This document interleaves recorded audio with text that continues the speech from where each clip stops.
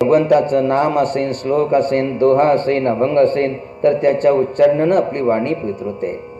म्हणून आपल्या धनाला, तनाला, मनालाच नव्हे तर वाणीला देखील पवित्र करावं या पवित्र उद्देशानं या पावन पवित्र दत्तगिरीजी महाराज आश्रमामध्ये धर्मात्मांच्या पुण्यात्मांच्या सहयोगानं, दत्तगिरीजी महाराजांच्या प्रेरणेनं, आशीर्वादानं, उपस्थितीनं या ठिकाणी दरवर्षाप्रमाणे याही वर्षी जे अनुष्ठानाचं, पारायणाचं आयोजन करण्यात आलेले, कीर्तनाचं, सत्संगाचं आयोजन करण्यात आलंय, प्रसादाचं आयोजन करण्यात आलेले. उद्देश आहे की आपलं धन, तन, मन आणि वाणी पूज झाली पाहिजे. आपण देखील सर्व धर्मात्मा या ठिकाणी देवासारखे होऊन शांत बसले आहात. उद्देश आहे की आपलं धन, तन, मन आणि वाणी पवित्र झाली पाहिजे. म्हणून आपल्या धनाला, तनाला, मनाला पवित्र, वाणीला देखील पवित्र करण्यासाठी प्रत्येकानं परत एकदा दीर्घ श्वास घ्यायचा आहे. त्याच्यानंतर ओंकाराचं उच्चारण करायचं आहे.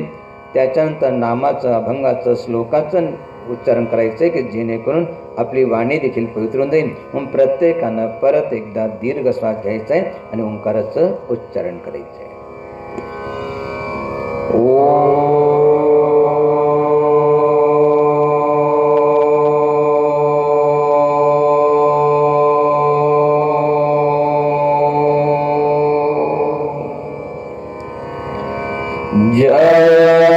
जयंती मंगला काली भद्रकाली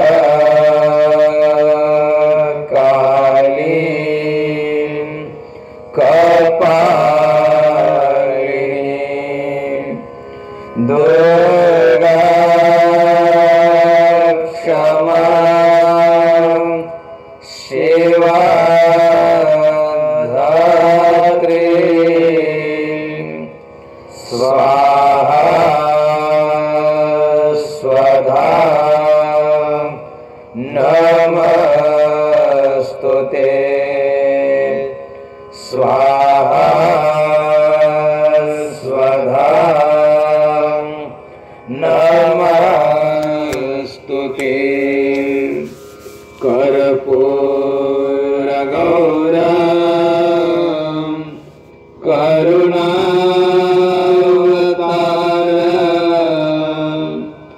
संसार सारम भुजगेन्द्रहारम सदा वसन्तं हृदयारविन्दे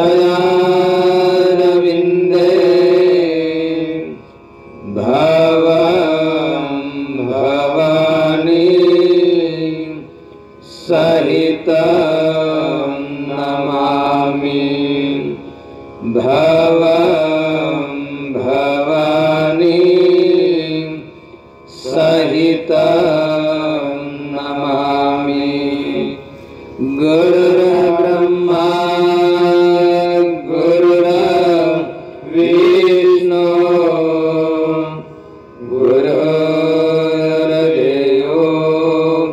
महेश्वरा गुरुर्साक्षात्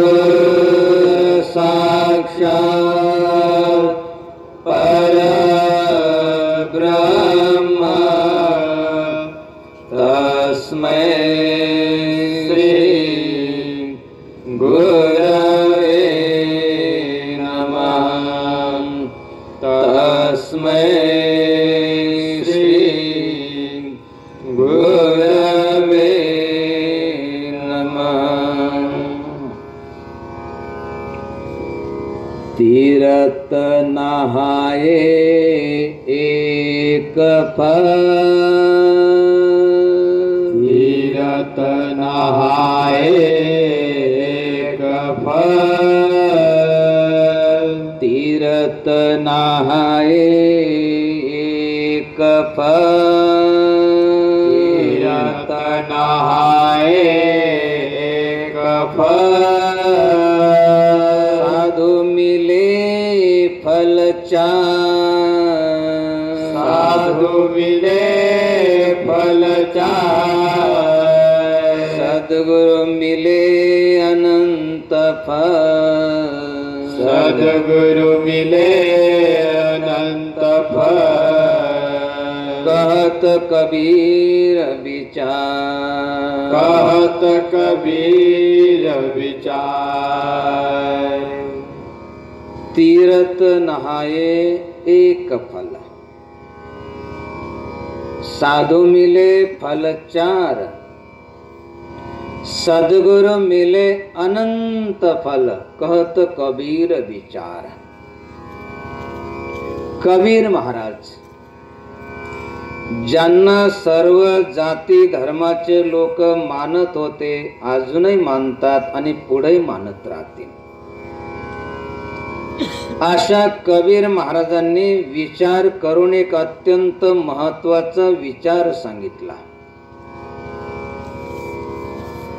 कबीर महाराज तसे काशीला राहत होते। काश्या मरण मुक्ती, जगी धन्य वाराणसी, पुण्य राशी तये माझी जाता गती पूर्वजांची। अशी पावन पवित्र काशी क्षेत्रामध्ये कबीर महाराज राहत होते। प्रत्येक आस्तिक धर्मात्मांची इच्छा असते की एकदा तरी काशी यात्रा झाली पाहिजे। समजा नाही झाली तर आपल्या पूर्वजांच्या म्हणजे आईवडिलांच्या अस्थी तरी गंगा जलामध्ये काशीमध्ये विसर्जित झाल्या पाहिजे। सर्वांचं श्रद्धास्थान जगी धन्य वाराणसी, पुण्य राशी तई माझी जाता गती पूर्वजांची। अशा पावन पवित्र काशी क्षेत्रामध्ये राहत होते, ज्या ठिकाणी अनेक साधू संत राहतात, ज्या ठिकाणी सद्गुरु रामानंद स्वामींचा म्हणजे सद्गुरूचा त्यांना बोध मिळाला। अशा प्रकारे संतांचं सानिध्य, गुरुचं सानिध्य, तीर्थक्षेत्राचं सानिध्य त्यांना प्राप्त झालं। आणि तीर्थक्षेत्रामध्ये काय लाभ आहे, संतांच्या सानिध्यात काय लाभ आहे आणि सद्गुरूच्या सानिध्यात काय लाभ आहे हे जाणल्यानंतर त्यांनी विचार केल्यानंतर एक विचार सांगितला, कोणता? तीर्थ नाही एक फल। तीर्थामध्ये स्नान केल्यानंतर जर श्रद्धा असेल तर पाप नाश रूपी एक फळ, किंवा त्या तीर्थाचं पाणी जर स्वच्छ असेल तर शरीर शुद्धी रूपी फळ एक फल मिळतं।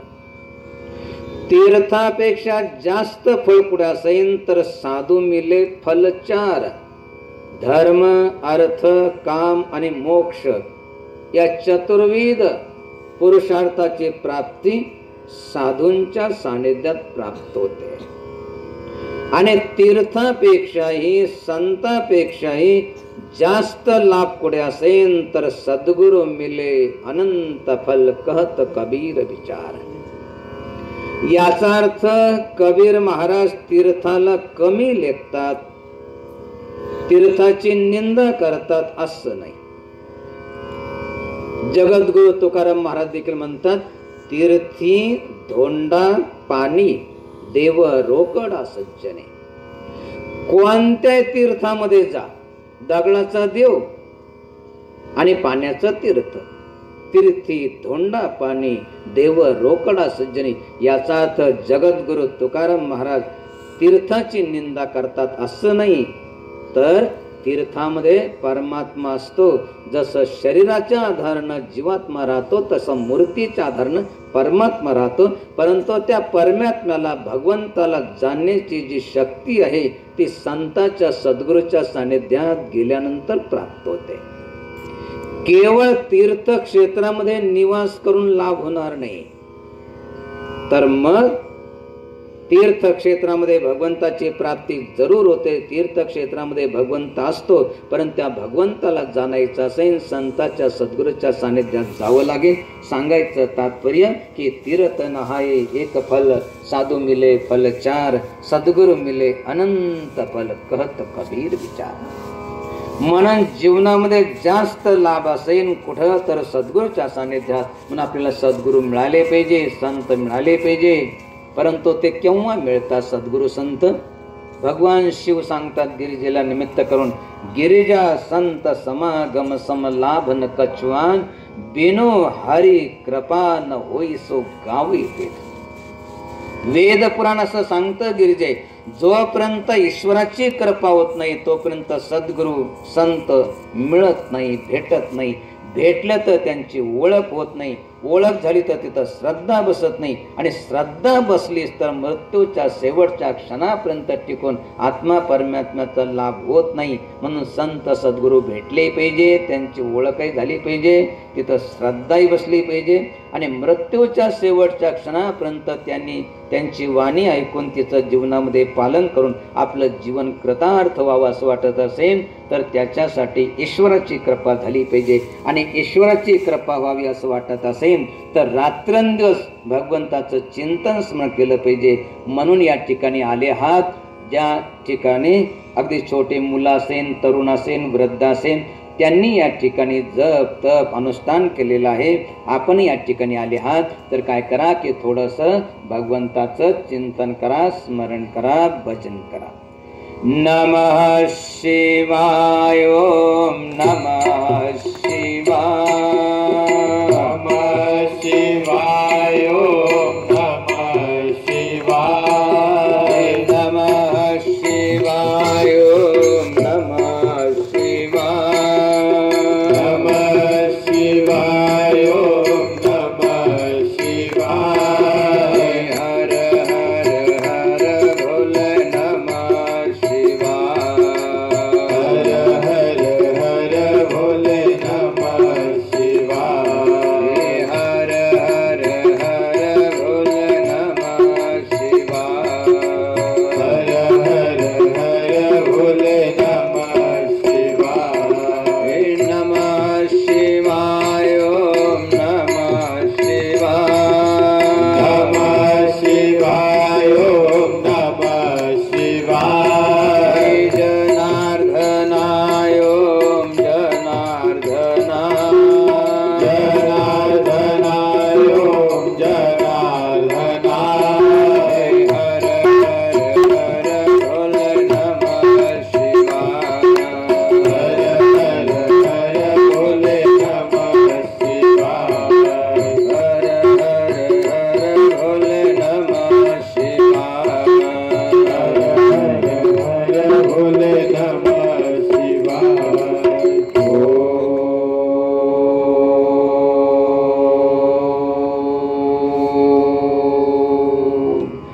नमः पार्वती पते. हर हर महादेव. गोपाल कृष्ण भगवान की जय. श्री गुरुदेव दत्त दत्त दत्त. अलग निरंजन सद्गुरु जनार्दन स्वामी महाराज की जय. महामंडलेश्वर स्वामी परमानंद गिरिजी महाराज की जय. पुंडलिकावर देव विठ्ठल. श्री ज्ञानदेव तुकाराम पंढरीनाथ भगवान की जय. पवनपुत्र हनुमान की जय. दत्तगिरी महाराज की जय. संतांची अभंगवाणी जिचा कधी भंग होत नाही, जिचा कधी नाश होत नाही, असे संतांची अभंगवाणी ऐकून त्या अभंगवाणीचं आपल्या जीवनामध्ये जर पालन केलं तर आपल्या 42 कुळाचा म्हणजे 21 आईच्या आणि 21 वडिलांच्या अशा 42 कुळांचा उद्धार होतो.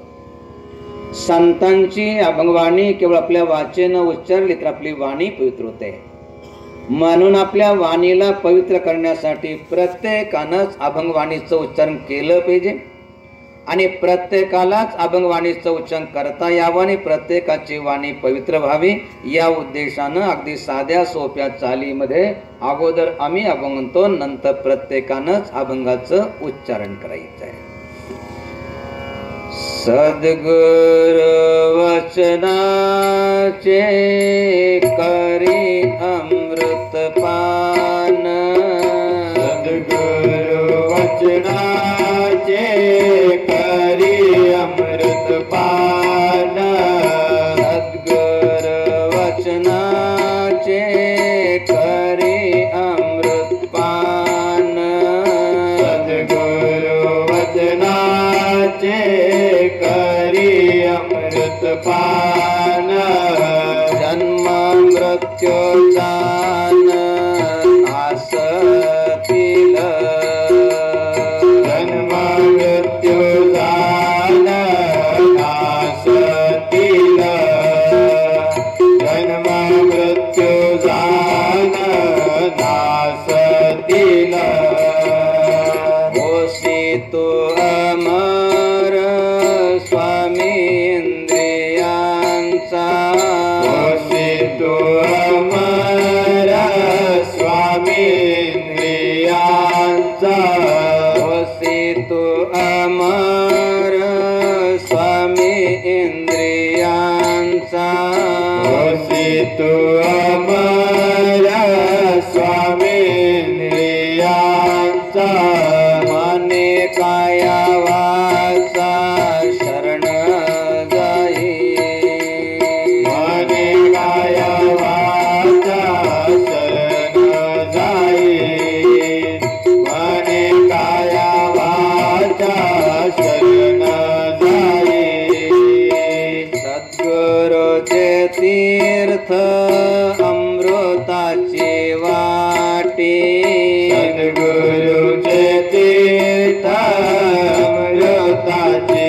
वाटी, सद्गुरुचे तीर्थ अमृताची वाटी, सद्गुरुचे तीर्थ अमृताची वाटी, नित्य सेवी त्रुटी नको आणू, नित्य सेवी त्रुटी नको आणू, नित्य सेवी त्रुटी नको आणू, बहिणी म्हणे जीवी होशील संतुष्ट, बहिणी म्हणे जीवी होशील संतुष्ट, बहिणी म्हणे जीवी होशील संतुष्ट, बहिणी म्हणे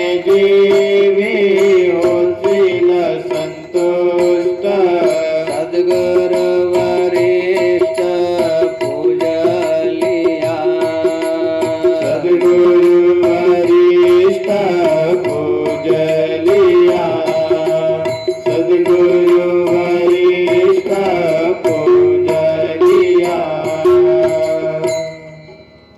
सद्गुरु वचनाचे करी अमृत पान, जन्म मृत्यू जान नासतील, वसी तू अमर स्वामी इंद्रियांचा, मने काया वाचा शरण जाई, सद्गुरूचे तीर्थ अमृताची वाटी, नित्य सेवी त्रुटी नको आणू, बहिणी म्हणे जीवी होशील संतुष्ट, सद्गुरु वरिष्ठ पूजलिया, महान संत बहिणाबाई ज्या संत मावलेला जगद्गुरु तुकाराम महाराजांचा कृपानुग्रह लाभला होता, ज्या संत मावलीला एक नव्हे तर अनेक जन्माचं स्मरण होतं, अशी ती महान संत मावली, त्या संत मावलीचा 4 चरणाचा हा अभंग. हा अभंग उच्चारण करण्याच्या पूर्वी कबीर महाराजांचं एक वचन आपल्याला सांगितलं की तीरथ नहाये एक फल साधू मिले फल 4, सद्गुरु मिले अनंत फल कहत कबीर विचार. सद्गुरूच्या सानिध्यात अनंत फलाची प्राप्ती होते, ज्याची गिनती देखील होणार नाही एवढ्या फलाची प्राप्ती होते. आता किती फलाची प्राप्ती होते ते तर तेच जाणतात की ज्यांना सद्गुरू भेटलेले, त्यांची वाणी ऐकलेली आहे आणि तिचं जीवनामध्ये पालन केलेलं आहे. समजा आपल्याला सद्गुरू भेटले नसेल, त्यांची वाणी ऐकली नसेल, तिचं जीवनामध्ये पालन केलं नसेल, तरी देखील आपल्याला सद्गुरू मिळावे आणि त्यांच्या सानिध्यात कबीर महाराजांनी सांगितलं की सद्गुरू मिले अनंत फल, त्याच्यापैकी काहीतरी फलाची आपल्याला प्राप्ती झाली पाहिजे. या ठिकाणी जे जप चालू होतं, तप चालू होतं, अनुष्ठान चालू होतं, दान पुण्य चालू होतं, प्रवचन कीर्तन चालू होतं, त्याचा उद्देश काय? बाबांचं वय बघा, आता चांगलं शरीर साथ देत नाही, उठणं बसणं आता पहिल्यासारखं जमत नाही, तरी परंतु अट्टहास आहे, प्रयास आहे की गुरुदेवांनी जे कार्य आरंभलं, महानिर्वाणाच्या शेवटच्या क्षणापर्यंत त्यांनी जे कार्य केलं ते आपण काहीतरी करावं. आणि या उद्देशानं या ठिकाणी जेही कर्म चालू होते त्या कर्माचा उद्देश काय, तर दोन उद्देश होते किंवा असले पाहिजे किंवा असतात. परमार्थामध्ये दोन उद्देश असतात की जोपर्यंत आपण जिवंत आहे तोपर्यंत आपल्या जीवनामध्ये सुखाची, समाधानाची, शांततेची प्राप्ती झाली पाहिजे आणि मृत्यूनंतर आपल्याला पशुच्या, पक्षाच्या, वृक्षाच्या, जीवजंतूच्या गतीला जावं लागू नये. हे जे जन्म मृत्यूचं चक्र आपल्या पाठीमागं लागलेले त्याच्यापासून आपली मुक्तता व्हावी, असे दोन उद्देश आहे. म्हणून सर्वात पहिला उद्देश हा आहे की आपण जन्म मृत्यूच्या चक्रापासून मुक्त झालं पाहिजे. आणि दुसरा उद्देश आहे तर आपण जोपर्यंत जिवंत आहे तोपर्यंत आपल्या जीवनामध्ये सुखाची, समाधानाची, शांततेची प्राप्ती झाली पाहिजे. हा या ठिकाणी उद्देश होता आणि तोच त्या संत माऊलीचा उद्देश आहे. जेवढे जेवढे महान संत असतात गुरुदेवासारखे, त्यांचा उद्देश एकच असतो की सर्वांच्या जीवनामध्ये सुखाची, समाधानाची, शांततेची प्राप्ती झाली पाहिजे, आयुष्यभर जिवंतपण आणि मृत्यूनंतर मोक्षाची प्राप्ती झाली पाहिजे. म्हणून आपल्याला जर जन्म मृत्यूच्या चक्रापासून मुक्त व्हायचं असेल तर त्याच्यासाठी काय केलं पाहिजे? जसं कबीर महाराजांनी सांगितलं की सद्गुरू मिले अनंत फल, सद्गुरूच्या सानिध्यात अनंत फलाची प्राप्ती असते. तर कोणती कोणती प्राप्ती होते? आपल्या अनुभवानं, स्वानुभवानं त्या माऊलीनं सांगण्याचा प्रयास केला. आम्ही देखील आमच्या अनुभवानं, आमच्या स्वानुभवानं सद्गुरूच्या सानिध्यात काय काय लाभ आहे हे सांगण्याचा प्रयास करतोय. एक लक्षात ठेवा, नेहमी आपल्याला सांगितलं जातं की सद्गुरूच्या सानिध्यात काय लाभ आहे हे तेच जाणतात की जे सद्गुरूच्या सानिध्यात गेलेले. किंवा त्याच्यासाठी एक साधं सोपं उदाहरण जगद्गुरु तुकाराम महाराजांनी दिलं की पाण्यातील मासा झोप घेतो कैसा, जावे त्याच्या वंशा तेव्हा कळे. म्हणजे आपण मासा व्हावं असं नाही, आपल्याला जे जाणायचंय, जे पाहायचंय तिथं जा. ते जसे जीवन जगले तसे आपण जीवन जगा. म्हणून सद्गुरूच्या सानिध्यात जे अनंत सद्गुरू मिले अनंत फल, तर सद्गुरूच्या सानिध्यात अनेक प्रकारचे जे लाभ आहे त्याच्यापैकी सर्वात पहिला आणि मोठा लाभ कोणता असेल तर पहिल्या चरणामध्ये ती माऊली सांगते, सद्गुरु वचनाचे करी अमृतपान, गुरु वचनाचे करी अमृतपान, सद्गुरु वचनाचे करी अमृतपान, गुरु वचनाचे करी अमृतपान, जन्म मृत्यू जान नासतील, जन्म मृत्यू जान नासतील, जन्म मृत्यू जान नासतील. या जगामध्ये कितीतरी प्रकारचे अमृत आहे, कथा अमृत आहे. देवदानवाच्या समुद्र मंथनापासून निर्माण झालं ते अमृत आहे. स्वर्गामध्ये राहतं ते स्वर्ग अमृत आहे. चंद्रामध्ये देखील अमृताचा निवास राहतो, तो चंद्रामृत आहे. असं कथामृत असेल, स्वर्गामृत असेल.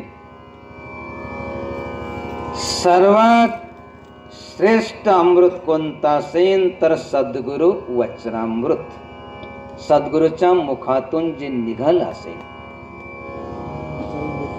ते आपण प्राशन केलं पाहिजे. म्हणजे सद्गुरूची वाणी ऐकली पाहिजे, तिचं जीवनामध्ये पालन केलं पाहिजे. तर त्यानं काय होतं, जन्म मृत्यू जाण नासतील. पुनरपि जननम पुनरपि मरणम पुनरपि जननी जठरे शयनम. किती वेळा जन्म यावे आणि किती वेळा मरायचं.